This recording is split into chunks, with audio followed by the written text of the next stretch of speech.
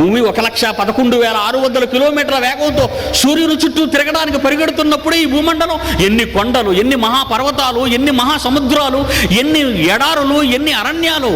ఎక్కడైనా కదలిక కనిపించిందా? ఎక్కడైనా కదలిక కనిపించిందా? ఇంత మహావేగంతో ఇది పరిగెడుతుంది ఈ భూమండలం. అంటే ఈ భూమండలం సూర్య కుటుంబం చుట్టూ తిరుగుతుంటే, ఈ సూర్య కుటుంబం అంతా పాలపంత నక్షత్ర మండలం చుట్టూ తిరుగుతుంటే, పాలపంత నక్షత్ర మండలం ఆండ్రోమెడా నక్షత్ర మండలం వైపు తిరుగుతుంటే, ఆండ్రోమెడా నక్షత్ర మండలం హైడ్రా సెంటారస్ నక్షత్ర మండలం తిరుగుతుంటే, శాస్త్రవేత్త అంటున్నాడు చివరికి వెళ్ళేసరికి, బాబోయ్ ఈ నక్షత్రాలన్నీ ఏంటిలా తిరుగుతున్నాయి అంటున్నాడు. ఇంకాడికి అక్కడి నుంచి తెలియదు ఎందుకు తిరుగుతున్నాయో, కానీ బైబిల్ చెప్పింది ఎందుకు తిరుగుతున్నాయి, ఎవరు తిప్పుతున్నారు అనేది బైబిల్లో ఉందండి. అదే యెషయా గ్రంథము 40 అధ్యాయం 26.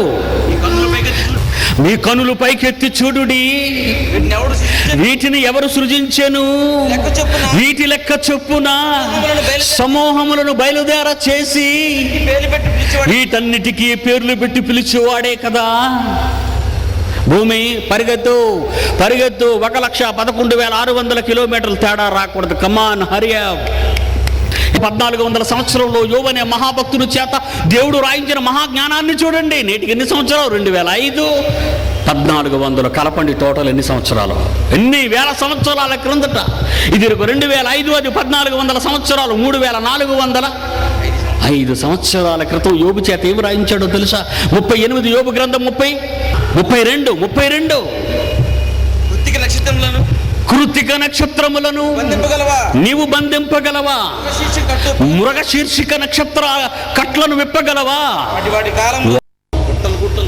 గుట్టలు గుట్టలుగా నక్షత్ర రాశులను వచ్చినట్లు నువ్వు చేయగలవా శాస్త్రవేత్త? కోటాను కోట్ల నక్షత్రాల రాశులుగా గంటకు లక్షల కిలోమీటర్ల వేగంతో పరిగెడుతున్నాయండి. ఎందుకు పరిగెత్తాలి? ఎందుకు ఉయ్యాల ఊగాలి? నువ్వు నిద్రపోవడానికి.